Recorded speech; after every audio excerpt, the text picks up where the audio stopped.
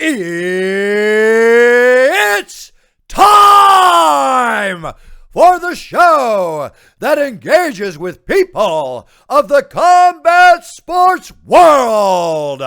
And now, presenting the reigning, defending, undisputed combat sports show champion of the world, Flash Knockdown. And if you don't mind, Ray, let's now shine the light brightly on the amateur cards. Almighty have always invested in its amateur show.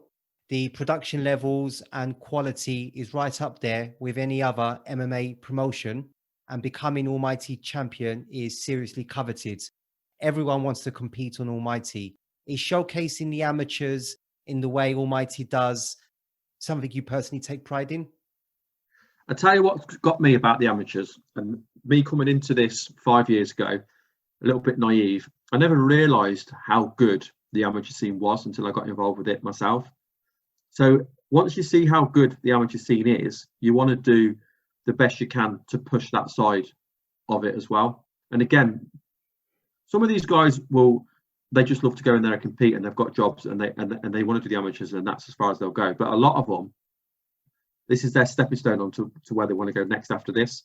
So to be able to provide that platform, to make sure it's, we've got some young fighters on, make sure it's safe, make sure we've got the right medical people there. So if anyone needs help, they've got it. Make sure they're cleared to fight before. All those things, all those things are really important. But I mean, right from early on, we had some unbelievable amateur fights and performances. Just some that jump out to me from our early shows. AFC 1, Khalid Patel coming out with that ridiculous knockout. But I think the moment everyone always goes back and talks about is at AFC 3, when Dan Tempest and Marcin Bednar's fought. Both of them got good history with Almighty. It was I don't know if you've ever seen the fight or not, but it was an absolutely crazy fight. It was going backwards and forwards. Marcin landed a punch which broke Dan's nose, and he put him down, and he looked close to finishing. And then I think it was round 4, Dan's ended up getting a choke on Marcin. They're both exhausted, but Marcin's got no quit in him. So what does he do? He goes to sleep. Yeah. It was very, very dramatic, and it was it could have been a pro fight on the UFC. It was that exciting. It was such a good fight. I still think if you spoke to Dan, and I might be wrong, but I've followed him since then, I still think he'd probably say that was his best career moment, was that rear naked choke over Marcin in such a dramatic way, in such a good fight where he had to come from behind, if you like, where he had to face adversity in the fight. He didn't have it all his own way. Sure. And safe to say, would you say that Almighty, since it staged its first show exactly 4.5 years ago, you've noticed an evolution with the amateur level? I think the amateur level's always been there, if I'm being honest. But I probably get more excited for the amateur card than I do a lot of the pro fights we book, and that's no disrespect to the pros. It's just because of how in-depth the amateurs is, especially when you're looking at guys that are fighting for the bouts. I mean, we've had some crazy amateur title fights. I mean, I've just mentioned that one. We've had Johnny Brocklesby's had some ridiculous moments, win or lose. His fight with Ben Crawley is one of the craziest comebacks you'll ever see. We had the infamous fight at AFC 12 between Marcus Lewis and Michael Connor Hughes, which I know you have spoken to recently. Absolutely amazing fight.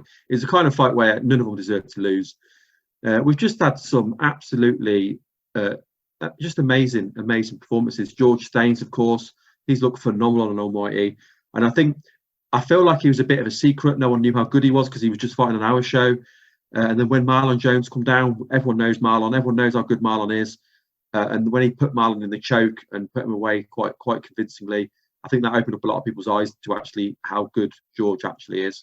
And I think many people now consider him maybe number 1 pound for pound in the UK. Maybe it's he's up there. He's a front runner for it. Okay, well that moves us nicely on to the next question, Ray. So for AFC 18, there are 5 scheduled amateur title fights. The most obvious exclusion is the man you've just mentioned, the featherweight champion, George Staines. I believe he was set to take on Liam McCracken, my guest on episode 11 of Flash Knockdown, in a fight Yeah. that would have decided the best UK amateur featherweights. If that's correct, what happens? Yeah, it's disappointing because George has always fought out of Fight Ministry Hull. I've got a really good relationship with Fight Ministry Hull. The coaches there, Sam Wilkinson, Stuart Graham, they've been supporting the show since AFC 1.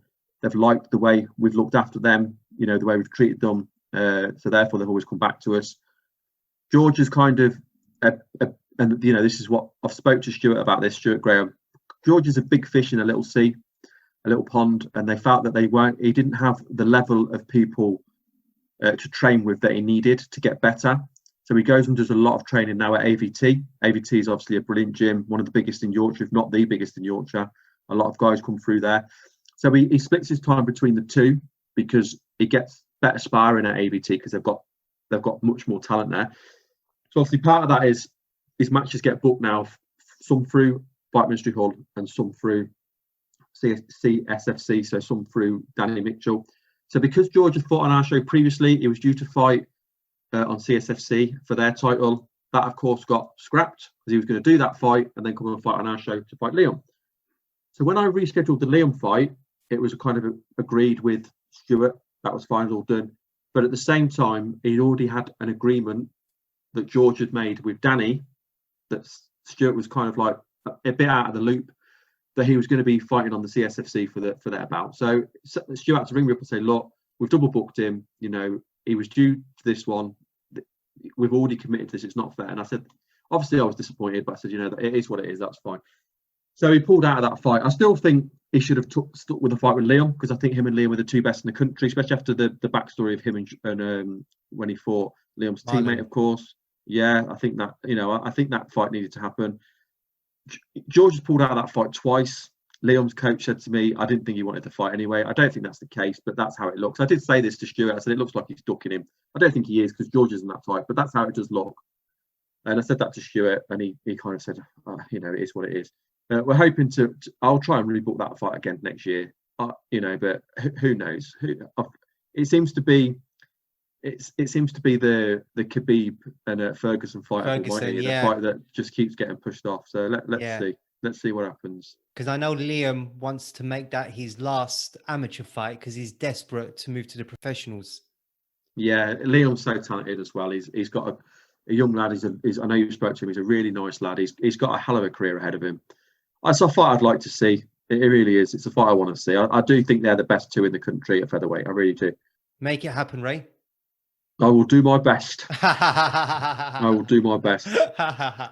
So let's start with the flyweight title, Ray, and a contest between current champion and representing Aspire, Scott Johnson, who takes on SBG's Luke Penbervy. Scott's back on AFC for the third time, and this will be Luke's fourth appearance. Two competitors you clearly know very well. What are you expecting to see? I really like this fight because I think Scott's got a hell of a top game. He's a really good wrestler. He's had some great performances in the AFC, and especially his win over Francis Breen. It was a very impressive win, the way he put Fran away with the rear naked choke that put him obviously to sleep. Luke's had up and down fights on Almighty. I think he's had some really good wins. He had the loss to Joe Fields, where Joe is obviously George's teammate. He kind of was on a hell of a run as well. But Luke's had some really big wins away from AFC. And you know, his most recent win on Cage Warriors against Mo Zabir was really impressive. So Mo Zabir is again a lovely lad. He's got big expectations on his shoulders. So for Luke to get the win the way he did, you know, dramatic fashion as well. So yeah, and Luke's training was some really, really good people. Of course, his head coach is in the UFC. You know, SBG is well known anyway throughout. You know, whatever branch of SBG it is, you know it's going to be solid. They're a gym that's worked with us for a long time. We've had some great fighters come through from that gym on the show. And I think that Luke is really crafty on the ground, especially off of his back. We've seen that before. So for me, it's a real interesting clash of styles. You've got someone with a good top game versus someone with a good ground game, a good bottom game. So I'm interested to see how that plays out. Yeah, I mean, Luke, he managed to get the submission win against Mo Zabir, and he's also got the accolades following his fight against Ian Mugan at AFC 13, the submission that was picked up by Eddie Bravo, no less. That's crazy, isn't it? That's madness. Absolutely crazy. I know that I only know what I saw. They shared it, so I don't know all the backstory. I know he pulled off an unusual submission. I wasn't technical enough to know what it was that he did at the time or how unusual it was. Okay, there you go. And it got picked up by Eddie Bravo. The video did, and he shared it for the unique of the submission. But yeah, it's unbelievable, especially Luke's 17, 18. I mean, it's that's just amazing. But this is the thing: when these fights go online, they can be seen by anybody and everybody, and that's what makes it so good. You know, I've spoke to some of the coaches that have been on the scene for quite a while, and the one that jumps to mind is Paul Downs, who is one of the coaches at SBG Bishop Auckland. So he's the one that I do all my matching with when I deal with that gym. And you know, I've had some lovely chats with him. He's a really nice guy, and he talks about when he was fighting as an amateur or semi-professional as it was, and they're literally fighting in the back of working men's clubs. So for him now to be able to see his lads fighting on shows, not just my show, because there's other shows out there that are doing just as good, but shows like ours, it's great to see that platform that they get now, and to see that footage be put online where that was never happening before. No one got to saw what they did before, and it wasn't in the kind of settings that we've got now. So it's great to be able to do that. That's what is good about these shows in the UK now. There's so many shows out there like us that do such a good job in production and providing the right platform. I think it's brilliant. I have to say that your shows just look absolutely incredible. Well, hopefully you're going to be at the next one. I hope so. You get to see it, yeah. Yeah. Well, there's an open invite for you. So wow, incredible. With all the work you're doing for us, so you know that you're always welcome. You just need to let me know. Thank you, sir. I appreciate it. So thank you. So moving on to the bantamweight title fight between Dan Mins, a teammate of Luke, and he takes on Adam Gomez, fighting out of ITC in Blackpool. A new king of the division will be crowned, but not necessarily a new AFC champion, with Dan being the former featherweight king.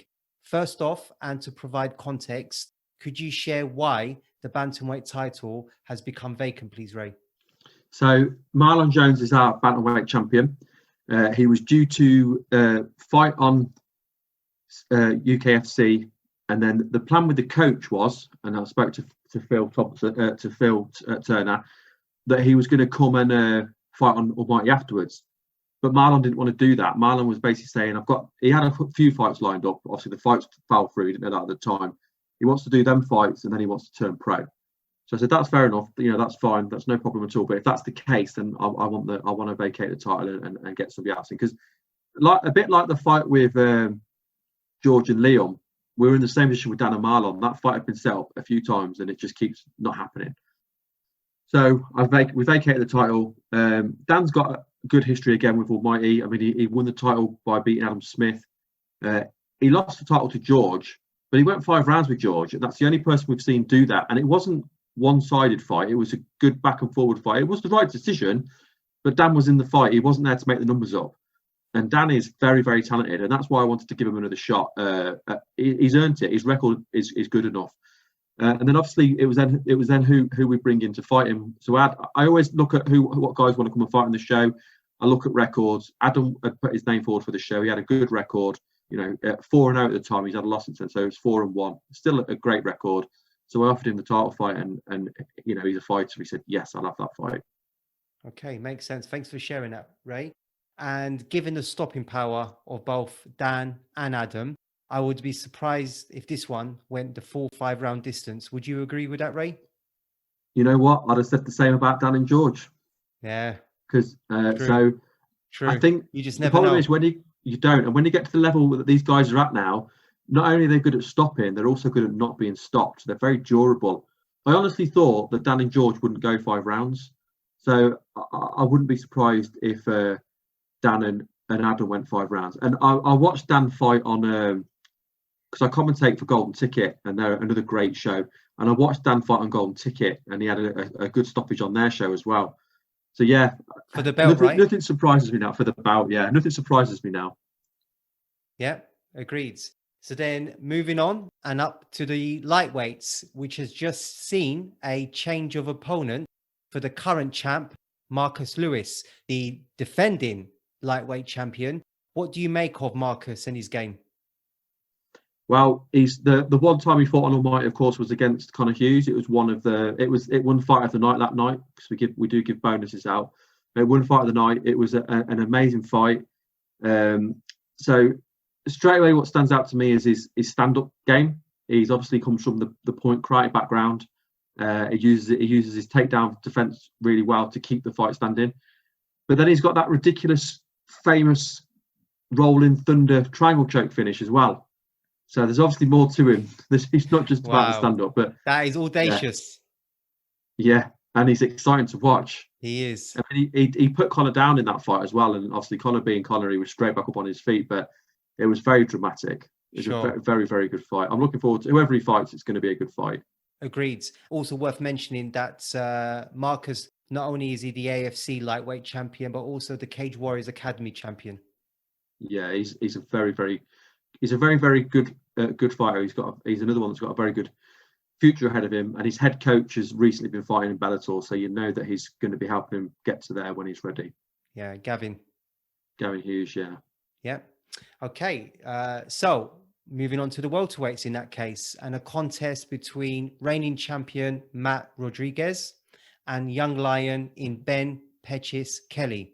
I believe this was the last of the title fights you had scheduled. How much are you looking forward to seeing Matt compete again, Ray? We've got the middleweight one as well. Oh, the last one I booked, you mean? This is the last one that you had booked. Sorry, yeah. Matt, was that correct? Yes, it was. But it was the last one we booked. Matt is Matt.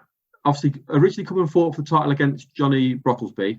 Yeah. They had a real backwards and forwards fight. I mean, it really could have gone either way.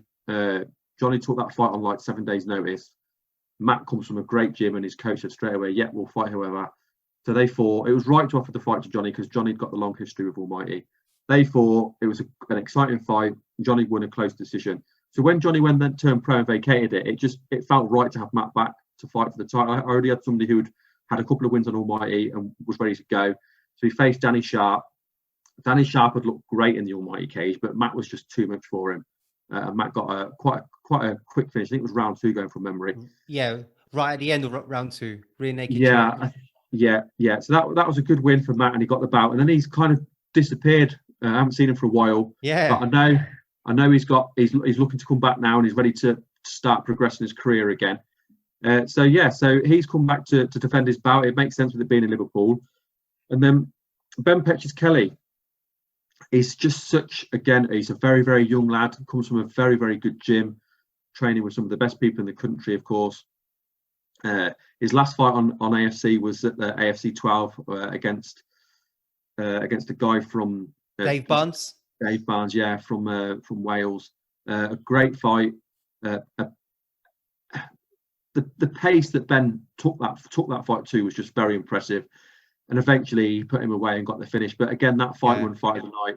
And Ben got a bonus for that, as did Dave as well. So I'm looking forward to it. I think, Matt's the champ. Matt's going to want to come and make a statement before I think he's looking this possibly could be his last amateur fight, maybe. We'll have to wait and see what happens. But Ben's not there to make the numbers up. And as soon as the fight was offered to his coach didn't even hesitate. He obviously knows where Ben's at and that Ben's ready to be facing people like that. He didn't even consider it. It was like, yeah, we want that fight. So it's scary. I think it's going to be a great fight. Yeah, just on that. So as you just mentioned, Ben being very brave, very, very talented, and of course, super technical. Do you see him having to avoid clinching up with Matt and do what he did against Dave Barnes in the 3rd round at AFC 15, essentially staying behind his jab and trying to pick Matt off? I don't know. I don't. Luckily, I don't have to do the game plan. I think it's going to be exciting. I think it's going to be a fast-paced fight. I think both of them are capable of winning the fight. When I try and put a fight together, I try and make it a fight that I think is fair. I think it's going to be. It has potential to be a fight of the night contender. I mean, Ben's already won fight of the night before. The way he leaves everything out there. I think it's going to, and Matt's fight with Johnny was very much like that as well. So I think it's going to be a really good fight, really interesting fight. Yeah. And then on to the final amateur title fight with a battle of the middleweights for the vacant title. a title last on the line in July 2018, I believe. Yeah. And won by, okay, good. And won by George Smith, who has now turned pro and was part of the recent Cage Warriors. Speaking of which, you've seen many former Almighty champions competing on that show. We've already mentioned Kieran and now George. Who are the others? Who fought on the Trilogy show? Yeah. Just champions or just guys that have been through Almighty? Either or. So Luke Shanks, Jake Hadley. Oh God, going from memory now. This is testing you. Yeah. Jack Grant. Jack Cartwright? Yeah, Jack Cartwright, of course. He fought on AFC. So there was quite a few, and there's even quite a lot of guys that maybe haven't fought on AFC, but I've worked with, like have had their fighters on the show. The guy who Jake Hadley fought, his gym works with Almighty. Yeah, there was loads that I'd either worked with or I knew. Too many to mention. Great to watch. Yeah, I'm just going off memory now. I'm only going through the card, and there was so many on each fight night that I was looking out for. Obviously, George. Absolutely. You mentioned George as well, but even the guy who was fighting, Matt Bonner. Matt's not been on the show, but Matt's girlfriend's been on the show, and his girlfriend's booked for the next show, and he's another guy that I interact with quite a lot, and he's a nice guy. Okay. And then back to the matchup then, Ray. Two guys making their AFC debuts, and both former light heavyweights in Haider Khan, another one fighting out of Aspire, who won silver at the Junior European IMAF light heavyweight tournament last year, and Joe Lewis Lay, the former WC MMA light heavyweight champion. What else should we know about these two, and how do you see this one playing out, Ray? This is a difficult one for me because these are two guys that I haven't worked with previously before. Yeah. Obviously, originally I had Haider to fight somebody else. He was due to fight a guy from ASW, and I'm going to get the announcement wrong, the annunciation wrong now. Emil, something like Vejslikovic or something. When they meant to be fighting at UKFC? Originally, they were due to fight on my show. Okay. Then that fell through, and then I tried to rebook the match, but they'd already agreed to fight on UKFC. But that ended up falling through. Yeah. But at that time, by the time that had fallen through, I'd already booked. Because UKFC was at the beginning of October, I'd already booked Haider to fight Lewis. So we went with that one. But I don't know a lot about the guys. Obviously, Haider was from Liverpool, so I wanted somebody on from Liverpool. He had a good record. I knew Lewis had a good record as well. So that's why I put the fight together. So that's a bit of an unknown fight for me, if I'm being honest. But I believe that Lewis has got a background in another sport as well, whether it be American football or... Yes, he has American football. Yeah. So he's obviously quite a big, strong guy. I'm looking forward to it. I mean... Both are big, strong guys. Yeah, middleweight's a heavy division as well. So, yeah, I'm looking forward to seeing how that one plays out.